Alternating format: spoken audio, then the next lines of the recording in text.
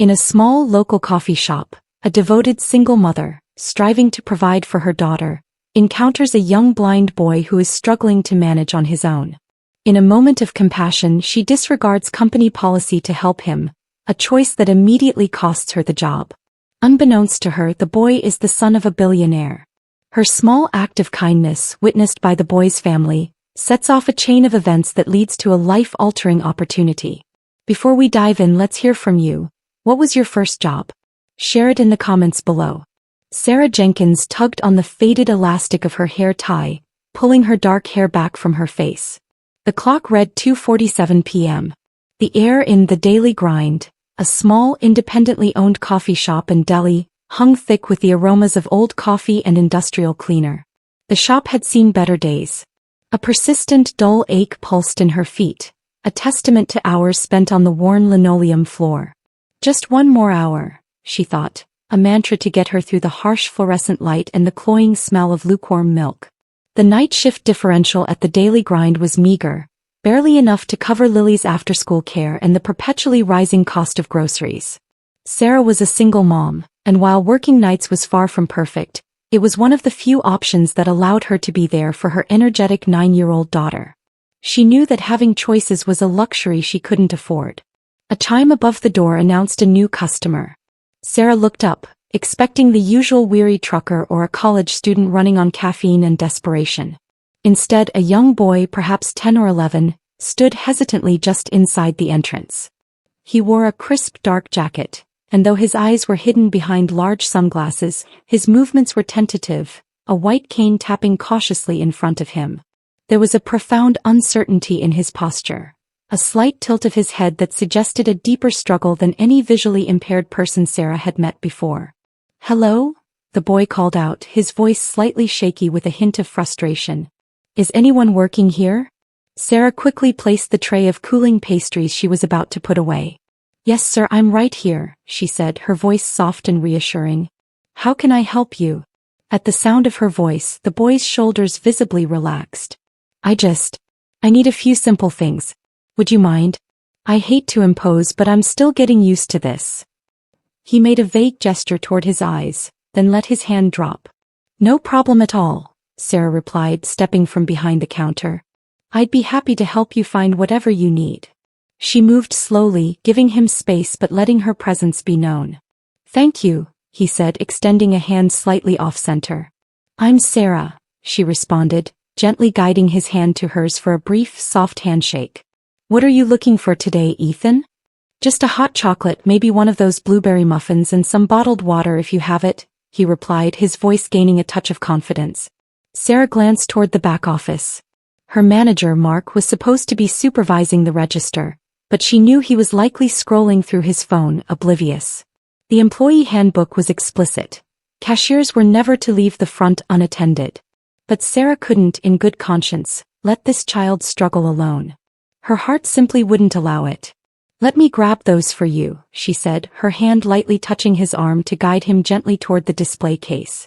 As they walked, Ethan explained that he had only recently lost his sight in an unexpected accident and was trying to navigate daily tasks independently. His voice held quiet determination, but also a hint of vulnerability. "My dad would probably, well, he wouldn't be happy if he knew I was out alone," he confessed with a small self-conscious smile.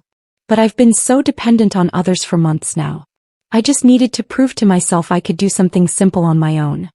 Sarah's mind drifted to her own father, who had battled Parkinson's for years before he passed.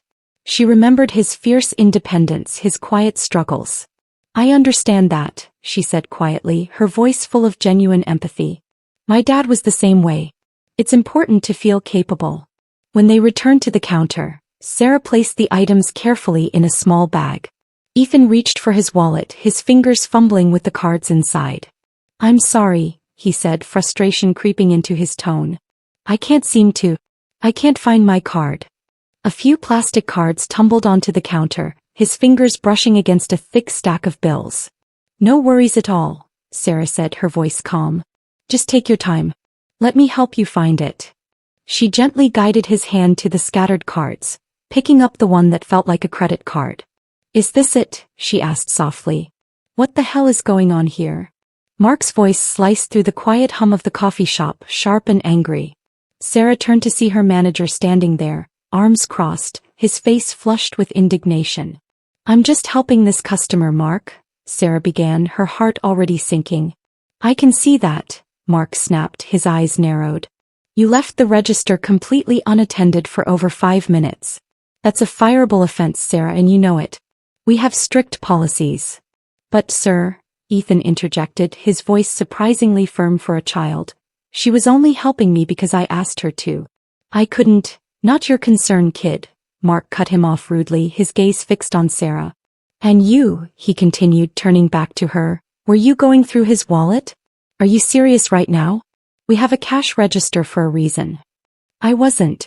He asked me to help find his card," Sarah protested, her cheeks flushing with a mix of embarrassment and anger. "Sure he did," Mark sneered, a dismissive wave of his hand. "Look, I've been wanting to clean house anyway." "You're too soft, Sarah. Always making exceptions for people. This place is a business, not a charity. We can't have employees doing whatever they please, compromising our security." A surge of heat rose to Sarah's face. "He's a child, Mark, and he's blind. What was I supposed to do? Just let him struggle." "Not my problem," Mark declared, his voice cold and final. "And not yours anymore either. You're fired. Grab your stuff and get out now." Ethan stood perfectly still beside her, his expression unreadable behind his dark glasses. He started to speak again. "Sir, I must insist." "It's okay, Ethan," Sarah said quietly, touching his arm, a tremor running through her fingers. "It's not worth it." She turned back to Mark, her voice steady despite the turmoil inside. "Let me just finish helping this customer and I'll go." Sarah's hands trembled as she helped Ethan complete the transaction, carefully putting his card back into his wallet. As she handed him the bag, she made a snap decision. "If you ever need help again, Ethan, just call," she whispered, slipping him a small folded piece of paper with her personal number on it. "I don't work here anymore, obviously, but I'm usually around." Ethan's small hand found hers and squeezed it gently, a silent acknowledgement. "I'm so sorry about your job, Sarah," he murmured. Sarah forced a smile, knowing he couldn't see it. "It's okay, Ethan. Something better will come along." But as she collected her few belongings from her locker, a spare apron, a well-worn novel, a faded photo of Lily, she wondered how she'd make rent this month. Jobs were hard to find in their bustling urban neighborhood, especially ones that worked with her need for night shifts. Outside, the cool night air was a welcome relief. Sarah finally allowed a few tears to escape, tracing cold paths down her cheeks. Lily was staying with a neighbor tonight, which meant Sarah at least had a few hours to compose herself and figure out what she'd tell her daughter about losing her job. "I saw what happened in there." The voice startled her. Sarah spun around, her heart jumping, to find a woman in her late 30s leaning casually against a sleek black sedan in the parking lot. She was dressed in crisp, expensive-looking business attire, an unusual sight at this hour. "Excuse me?" Sarah asked, stepping back instinctively. "With that young gentleman," the woman clarified, her voice calm and professional. "Most people wouldn't have done what you did." "It wasn't anything special," Sarah replied cautiously, wiping her eyes with the back of her hand. "Anyone would have helped him." The woman smiled slightly, a knowing glint in her eyes. "We both know that's not true." She offered Sarah a business card. "My name is Agent Evelyn Reed. If you're interested in a new job opportunity, give me a call tomorrow." Sarah took the card reflexively. It was plain white, thick and unadorned, with just a name and a phone number. No company, no title, no logo. It looked expensive but said nothing. "What kind of job?" she asked, a wave of suspicion washing over her. "One that values people who do the right thing," Agent Reed replied cryptically, "even when it costs them." She opened her car door, paused, and then added, "Mr. Thorne told me to thank you again for your help." Before Sarah could ask how she knew Ethan's last name or who Mr. Thorne was, the woman was sliding into the driver's seat. The sedan glided silently out of the parking lot, leaving Sarah alone with more questions than answers, the plain white card feeling heavy in her hand. What Sarah couldn't have known was that this seemingly chance encounter would set in motion events that would transform her life in ways she never imagined. The insistent buzz of her phone jolted Sarah awake at exactly 3:17 a.m. groggily, She reached for it, expecting a text from a former coworker. Instead, she found an alert from her apartment building's security system. Multiple vehicles detected in parking area. Confused, Sarah tapped the notification, which opened to the building's security camera feed. What she saw made her sit bolt upright in bed, her heart hammering against her ribs. The parking lot, usually sparsely populated at this hour, was filled. Not just one or two cars, but at least 10 sleek black SUVs, their tinted windows reflecting the pre-dawn darkness. Large, armored-looking vans were parked strategically, their powerful headlights illuminating the scene. Men and women in sharp dark suits and earpieces moved with quiet efficiency. Some stood in formation, others appeared to be setting up a temporary command post near the entrance. It looked less like a casual visit and more like an operation. "What the hell?" Sarah whispered, scrambling out of bed. She rushed to her window and peeked through the blinds. The camera hadn't been playing tricks on her. The entire parking lot looked like something out of a spy movie, except it was happening right outside her building. Her phone rang, making her jump. The caller ID showed her building manager's name. "Hello," she answered tentatively, her voice a little breathless. "Miss Jenkins, this is Mr. Henderson from the front desk." The manager's voice was a hurried whisper. "I'm so sorry to wake you, but there are some, private security personnel here asking to speak with you. They say it's extremely important." "Private security personnel," Sarah repeated, her mind racing. "Did they say what they want?" "No, ma'am," Mr. Henderson replied, his voice still hushed. "But there's a gentleman here, a Mr. Richard Thorne.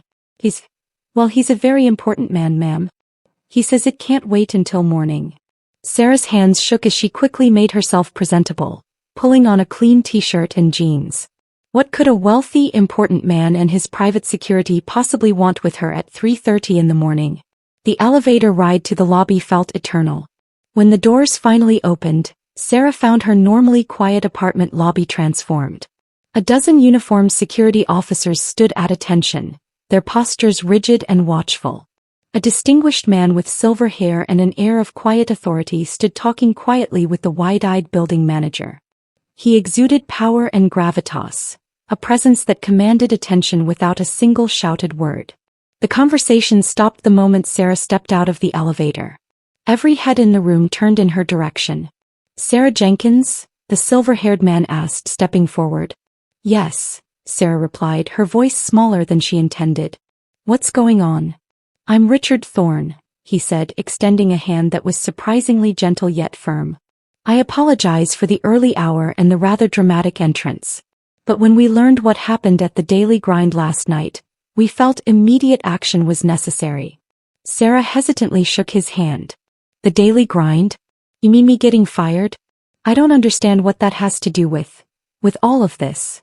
She gestured vaguely at the imposing security presence. Mr. Thorne exchanged a brief, meaningful glance with a woman standing nearby, the same woman from the parking lot, Agent Reed. "Perhaps we should continue this conversation somewhere more private," he suggested. 5 minutes later, Sarah found herself sitting on her small apartment living room couch, across from Richard Thorne, Agent Reed, and 2 other high-ranking security or corporate officers. The surreal nature of the situation wasn't lost on her, for impeccably dressed, powerful individuals perched on her second-hand furniture at 3:30 in the morning.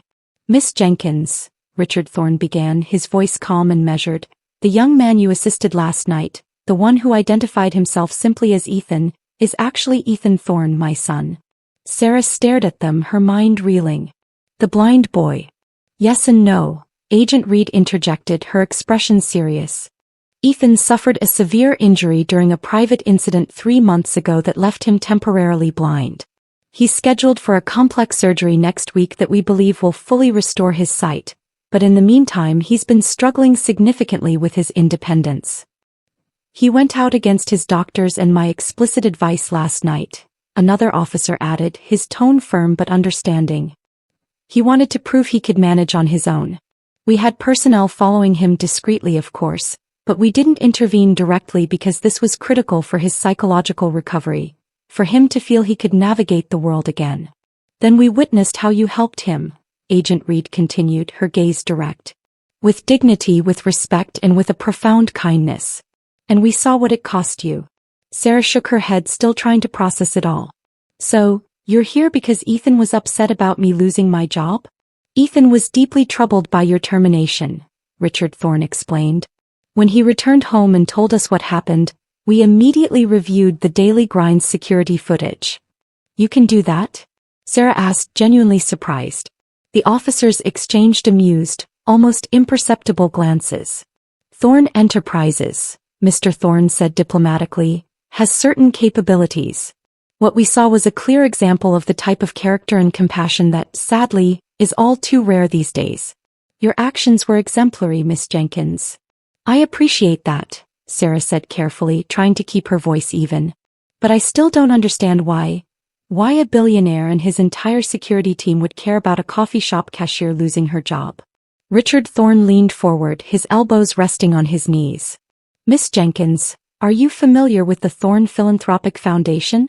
Sarah shook her head. We are a specialized division within my organization that provides comprehensive services to individuals and families facing unique challenges, particularly those undergoing medical crises or significant life transitions, he explained. It's critical work that requires individuals with exceptional empathy, discretion, and moral character. Qualities you demonstrated last night. We currently have an opening at our main campus for a civilian family liaison and coordinator, Agent Reed added, her voice professional. The position, Richard Thorne continued, includes full benefits, a housing allowance on our private estate, and a starting salary of $130,000 per year. Sarah's jaw dropped. That was more than 3 times what she'd been making at the Daily Grind. It was enough to cover all her bills, put Lily in a good school, maybe even save. Are you offering me a job? She asked incredulously. We are, Mr. Thorne confirmed. Ethan specifically requested it. And after reviewing your background. You looked into my background? Sarah interrupted, unsure whether to be flattered or alarmed. Standard procedure, Miss Jenkins, Agent Reed assured her, her expression unyielding. Your work history, your volunteer activities at your daughter's school, your handling of your father's care during his illness. Everything indicates you're exactly the kind of person we need. Sarah sat back, overwhelmed. This doesn't seem real. Things like this don't just happen. Sometimes they do, Richard Thorne said with a gentle smile. Sometimes one small act of kindness opens doors you never knew existed. As the officers began to gather their belongings, preparing to leave, Sarah found her voice again. Wait, why all of this? She gestured toward the window where the black SUVs and security vehicles were still visible, a silent, imposing presence. Why the middle of the night full-scale security deployment? Richard Thorne paused at the door, his hand on the knob. Ethan is my only son, Miss Jenkins. He means everything to me.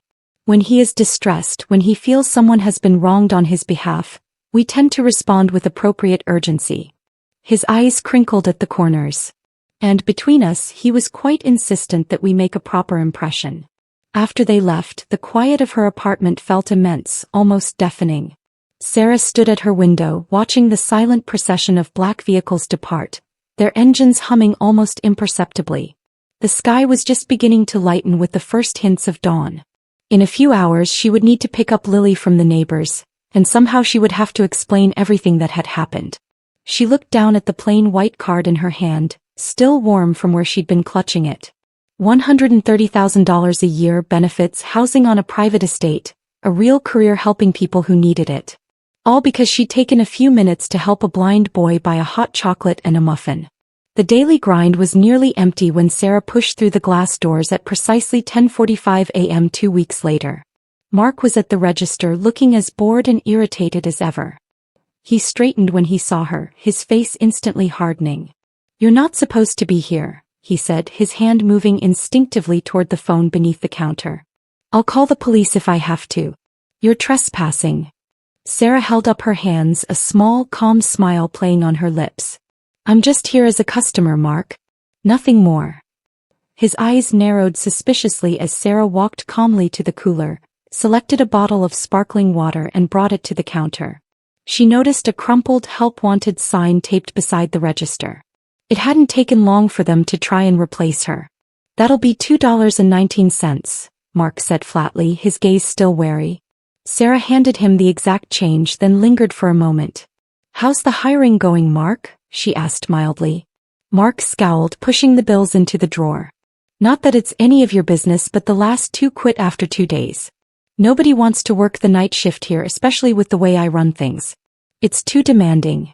"That sounds stressful," Sarah said, her tone neutral. "Look, if you're here to beg for your job back, you're wasting your time," Mark snapped, finally looking her directly in the eye. "I meant what I said." Sarah smiled, a genuine, quiet smile that didn't quite reach her eyes. "Actually, I don't want my job back." She paused, then slowly, deliberately took out her new official business card. It was sleek, black, with a subtle silver Thorn Enterprises insignia embossed in the corner. She slid it across the counter toward him. "I just wanted to thank you, Mark." "Thank me?" Mark blinked in confusion, his eyes darting to the card. "For firing me," Sarah clarified. "In a way, yes. If you hadn't fired me for helping Ethan Thorne, I wouldn't have been offered this." Mark picked up the card, his expression changing from confusion to disbelief as he read it. His fingers, usually so quick and precise with the register, seemed to tremble slightly. "Thorne Enterprises. Family Liaison and Coordinator. This is some kind of joke, right?" "Not at all," Sarah confirmed, her voice steady and calm. "The boy I helped, Ethan, he's the son of Richard Thorne, the CEO of Thorne Enterprises. His superiors were quite impressed when they reviewed the security footage and saw how you handled the situation."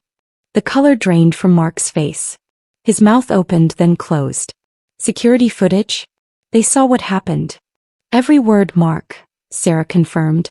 "Mr. Thorne was particularly interested in your management style and your adherence to company policy above all else."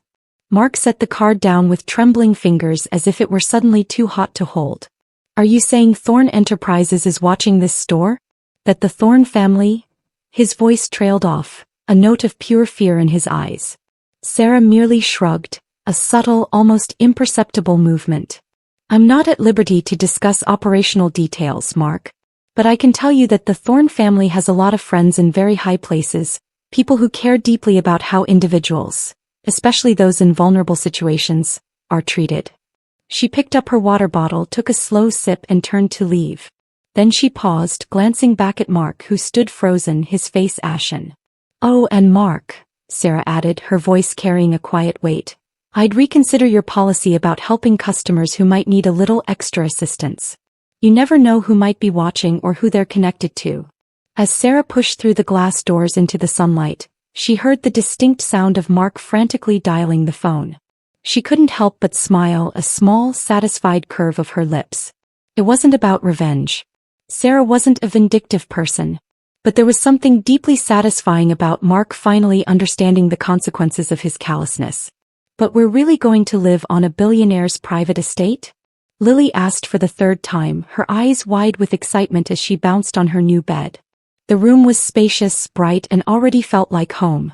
Sarah smiled as she folded another of her daughter's t-shirts and placed it in the nearly packed suitcase. It had been 2 surreal weeks since that pre-dawn meeting, and they were almost ready for the move. Their new life had begun even before they unpacked. "Sweetie, our new house is right on the Thorne estate and you'll go to school right here too. It's a wonderful school. Will there be other kids like me?"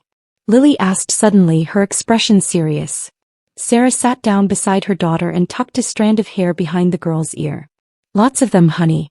Kids whose parents work for Thorne Enterprises just like I will now. And the boy you helped, the one who's going to get his eyesight back, he lives here too with his family."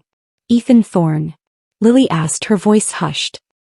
"He's really going to be able to see again?" "Yes, he is," Sarah confirmed. "And you'll meet him soon, I promise." Lily wrapped her small arms around Sarah's neck, squeezing tightly. "I knew you were special, Mom. Dad always said you had a heart bigger than the whole world." Sarah swallowed the lump in her throat. David, her husband, had been gone for 4 years now, a construction accident that had left her a widow at 28. But sometimes, Lily still remembered the simple, profound things he'd said. "I'm not special, honey," Sarah whispered, her voice thick with emotion. "I just did what anyone should do." "That's what makes you special," Lily said with the simple, undeniable wisdom of a 9-year-old. "You do the stuff everyone should do but don't." As Sarah held her daughter close, she marveled at how completely their lives had changed. A simple act of kindness in a humble coffee shop had set off a chain of events that transformed their entire future, opening a door to a life she could only have dreamed of. Sometimes, the universe has a way of returning kindness when you least expect it. And sometimes, doing the right thing in your darkest moment can lead to the brightest of new beginnings.